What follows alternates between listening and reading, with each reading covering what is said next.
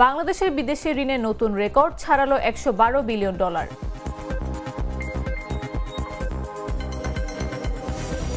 চাকরি প্রত্যাশীদের বহুল আকাঙ্ক্ষিত পরীক্ষা ৪৭তম বিসিএস এর প্রিলিমিনারি অনুষ্ঠিত।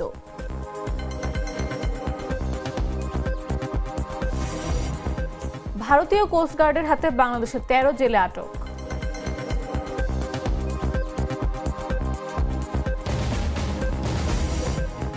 গাজায় যুদ্ধবিরতির প্রস্তাবে ষষ্ঠবারের মতো ভেটো দিল যুক্তরাষ্ট্র।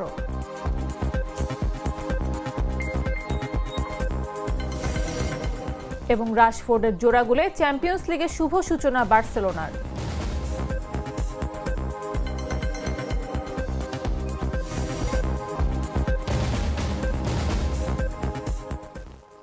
দুপুর ১টা নিউজে সবাইকে আমন্ত্রণ।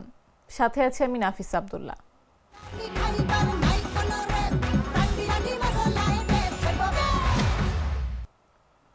পিআর পদ্ধতিতে আগামী জাতীয় নির্বাচন সহ ৫ দফা দাবিতে ৩ দিনের কর্মসূচির দ্বিতীয় দিন আজ দেশের ৭ বিভাগীয় শহরে বিক্ষোভ মিছিল করবে জামাতে ইসলামী। এতে অংশ নেবেন দলের কেন্দ্রীয় নেতারা। বুধবার জামাতের এক সংবাদ বিজ্ঞপ্তিতে জানানো হয়, শুক্রবারের কর্মসূচিতে বরিশাল মহানগরে নেতৃত্ব দেবেন দলটির নায়েবে আমির অধ্যাপক মুজিবুর রহমান। রংপুর মহানগরে থাকবেন সেক্রেটারি জেনারেল অধ্যাপক মিয়া গোলাম পরওয়ার। চট্টগ্রাম মহানগরে থাকবেন সহকারী সেক্রেটারি জেনারেল মাওলানা রফিকুল ইসলাম খান। সিলেট মহানগরের নেতৃত্ব থাকবেন সহকারী secretary general doctor AHM Hamidur Rahman Azad. এছাড়া রাজশাহী মহানগরে সহকারী secretary general advocate Muazzam Hossain Helal সহ অন্যান্যরা। ঘোষিত দাবি আদায়ের লক্ষ্যে কর্মসূচিতে ব্যাপকভাবে অংশগ্রহণের জন্য সংশ্লিষ্ট মহানগরবাসীর প্রতি উদাত্ত আহ্বান জানিয়েছে জামায়াত।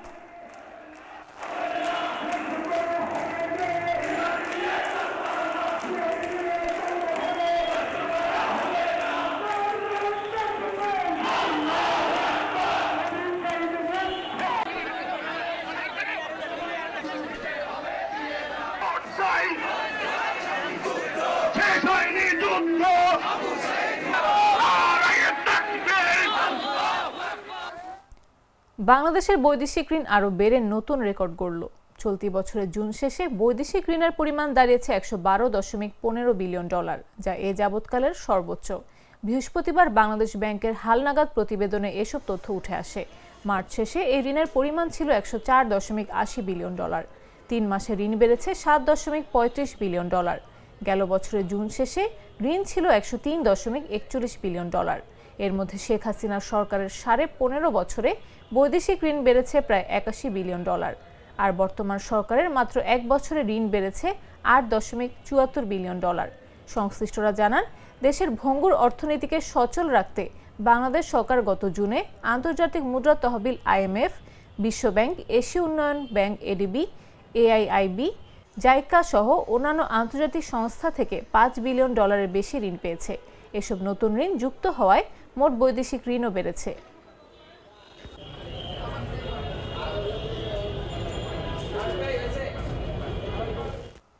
চাকরি প্রত্যাশীদের বহুল আকাঙ্ক্ষিত পরীক্ষা BCS। এই পরীক্ষার মধ্য দিয়ে দেশের বহু গ্র্যাজুয়েট প্রথম শ্রেণীর সরকারি চাকরিতে প্রবেশ করেন। তাই সে পরীক্ষা রূপ নেয় এক প্রকার যুদ্ধে। সেই ধারাবাহিক মহারণের ৪৭তম আসরের প্রথম ধাপ তথা প্রিলিমিনারি পরীক্ষা অনুষ্ঠিত হলো আজ। শুক্রবার সকাল ১০টায় দেশে ২৫৬ কেন্দ্রে একযোগে এই পরীক্ষা শুরু হয়। পরীক্ষা চলে দুপুর ১২টা পর্যন্ত। ঢাকা সহ দেশের ৮টি বিভাগীয় শহরে এই পরীক্ষায় অংশ নিচ্ছেন ৩,৭৪,৭৪৭ চাকরি প্রার্থী। এর আগে সকাল ৮:৩০ থেকেই কেন্দ্রে প্রবেশ করেন পরীক্ষার্থীরা। ৯:৩০ পর্যন্ত পরীক্ষা কেন্দ্রে প্রবেশ করেন তারা। সকালের রাজনীতির বেশ কয়েকটি পরীক্ষা কেন্দ্র ঘুরে দেখা যায় ৮:৩০ বাজা পরপরই পরীক্ষার্থীরা কেন্দ্রে প্রবেশ করা শুরু করেন। পরীক্ষা শুরুর পর বাইরে তাদের অভিভাবকরা অপেক্ষা করছেন।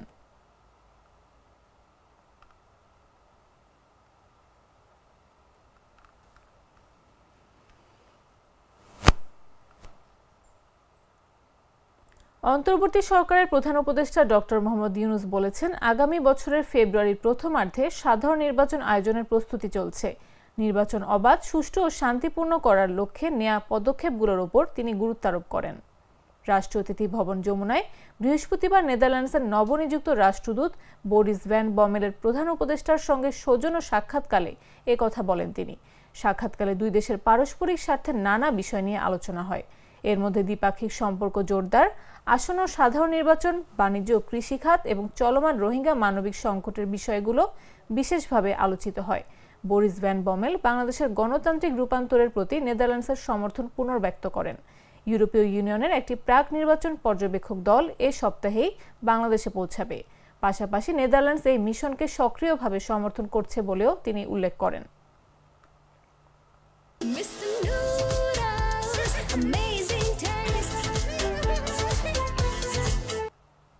ভারতীয় জলসীমা লঙ্ঘন করায় বাংলাদেশের ১৩ জেলেকে এফবি মায়ের দোয়া নামক ফিশিং ট্রলার সহ আটক করেছে ভারতীয় কোস্টগার্ড। ভারতীয় উপকূল রক্ষী বাহিনী কোস্টগার্ড বাংলাদেশের জেলেদেরকে পশ্চিমবঙ্গ রাজ্যের দক্ষিণ ২৪ পরগনা জেলার কাকদ্বীপের ফ্রেজারগঞ্জ কোস্টাল থানায় হস্তান্তর করে। বুধবার রাতে বাংলাদেশি এই জেলেরা ভারতীয় কোস্টগার্ডের হাতে আটক হয়।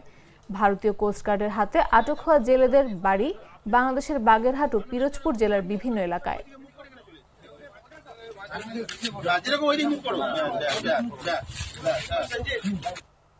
সাতক্ষীরার তলুইগাছা সীমান্ত দিয়ে ভারতীয় সীমান্তরক্ষী বাহিনী বিএসএফ ৮ বাংলাদেশি নাগরিককে বিজিবির কাছে হস্তান্তর করেছে। বুধবার সন্ধ্যায় সাতক্ষীরার তলুইগাছা সীমান্তে পতাকা বৈঠকের মাধ্যমে এ হস্তান্তর কার্যক্রম সম্পন্ন হয়। পরে রাতেই তাদের সাতক্ষীরা থানায় হস্তান্তর করেছে বিজিবি। হস্তান্তরকৃতদের মধ্যে নারী পুরুষ সহ কয়েকজন কিশোরও রয়েছে। এরা অবৈধভাবে সীমান্ত অতিক্রম করে ভারতে প্রবেশ করেছিল বলে জানা গেছে। পরে বিএসএফ তাদের আটক করে।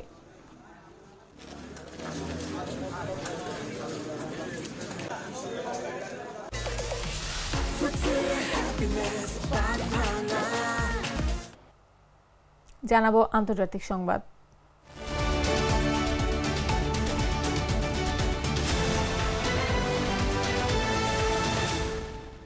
গাজায় যুদ্ধবিরতির আহ্বান জানানো একটি গুরুত্বপূর্ণ প্রস্তাবে যুক্তরাষ্ট্র আবারও ভেটো দিয়েছে, যা ছিল জাতিসংঘের নিরাপত্তা পরিষদে এই ইস্যুতে তাদের ষষ্ঠবারের মতো ভেটো। এই প্রস্তাব এমন এক সময় পেশ করা হয় যখন ইসরায়েল গাজা শহরে তাদের আগ্রাসন আরও জোরদার করেছে। বৃহস্পতিবার নিরাপত্তা পরিষদের ১৫ সদস্য দেশের মধ্যে ১৪টি দেশ এই প্রস্তাবের পক্ষে ভোট দিলেও যুক্তরাষ্ট্র একমাত্র দেশ হিসেবে ভেটো দেয়। প্রস্তাবটিতে গাজায় তাৎক্ষণিক, নিঃশর্ত ও স্থায়ী যুদ্ধবিরতি, হামাস ও অন্যান্য গোষ্ঠীর হাতে আটক সকল বন্দীর মুক্তি এবং মানবিক সহায়তার উপর বিধিনিষেধ প্রত্যাহারের আহ্বান জানানো হয়েছিল। এই প্রস্তাবটি নিরাপত্তা পরিষদের নির্বাচিত ১০ সদস্য দেশের উদ্যোগে তৈরি করা হয় এবং আগের তুলনায় আরও দৃঢ়ভাবে গাজার ধ্বংসাত্মক মানবিক পরিস্থিতি তুলে ধরা হয়। যদিও যুক্তরাষ্ট্রের ভেটোর প্রত্যাশিতই ছিল। দেশটির উপদূত মর্গান ওয়ার্টাগাস বলেন, এই প্রস্তাবে হামাসকে নিন্দা করা হয়নি কিংবা ইসরায়েলের আত্মরক্ষার অধিকারকে স্বীকৃতি দেওয়া হয়নি।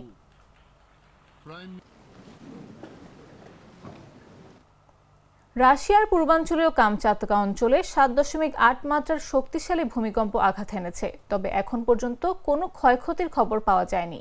ভূমিকম্পের পরপরই ওই এলাকায় সুনামি সতর্কতা জারি করা হয়েছে। মার্কিন ভূতাত্ত্বিক জরিপ সংস্থা ইউএসজিএস জানায়, শুক্রবার আঘাত হানা ভূমিকম্পটির মাত্রা ছিল রিক্টার স্কেলে ৭.৮। এর উৎপত্তিস্থল ছিল ভূপৃষ্ঠ থেকে প্রায় ১০ কিলোমিটার গভীরে। এ সময় একাধিক আফটার শকও অনুভূত হয়, যার মধ্যে একটি ছিল ৫.৮ মাত্রার। কামচাতকার গভর্নর ভ্লাদিমির সলোদভ জানান, ভূমিকম্পের পর সব ধরনের জরুরি সেবা সংস্থাকে সর্বোচ্চ সতর্ক অবস্থায় রাখা হয়েছে। ভূমিকম্পের পর সুনামি সতর্কতা জারি করা হয়েছে। উপকূলীয় এলাকায় ০.৫ থেকে ১.৫ মিটার উঁচু ঢেউ আছড়ে পড়তে পারে। এ কারণে স্থানীয়দের উপকূল থেকে নিরাপদে সরে যেতে বলা হয়েছে বলেও জানান তিনি।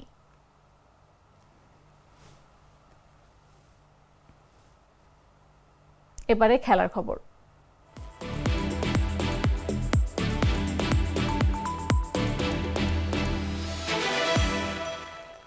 ম্যানচেস্টার ইউনাইটেড থেকে জুলাইয়ের ধারে আসার পর বার্সেলোনার হয়ে গোলশূন্য ছিলেন মার্কাস রাশফোর্ড। অবশেষে জোড়া গোলে খাতা খুলেন ইংলিশ ফরওয়ার্ড। রাশফোর্ডের জোড়া গোলে বার্সেলোনা চ্যাম্পিয়ন্স লিগ অভিযানের সূচনায় নিউক্যাসল ইউনাইটেডকে তাদের মাঠে ২-১ ব্যবধানে হারিয়েছে। বৃহস্পতিবার সেন্ট জেমস পার্কে ৫৮ মিনিটে জুলেস কুন্দের ক্রসে হেড থেকে প্রথম গোলটি পান রাশফোর্ড।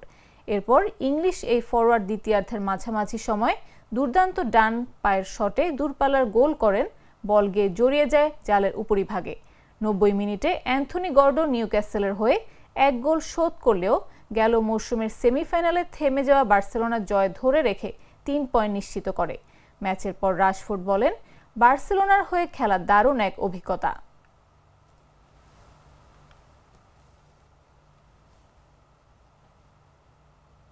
সংবাদ শেষ করার আগে শিরোনামগুলো জানিয়ে দিচ্ছি আরও একবার।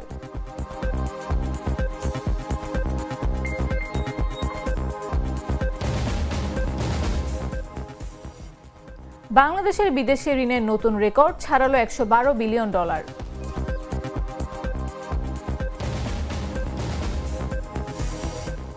চাকরি প্রত্যাশীদের বহুল আকাঙ্ক্ষিত পরীক্ষা 47তম বিসিএস এর প্রিলিমিনারি অনুষ্ঠিত।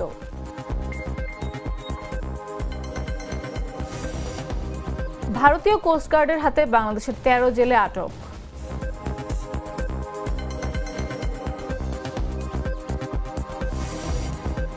গাজায় যুদ্ধবিরতির প্রস্তাবে ষষ্ঠবারের মতো ভেটো দিল যুক্তরাষ্ট্র।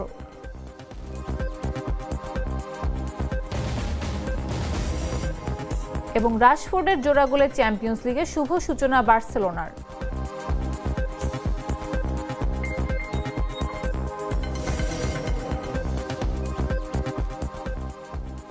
দর্শক, এই ছিল এখনকার মতো।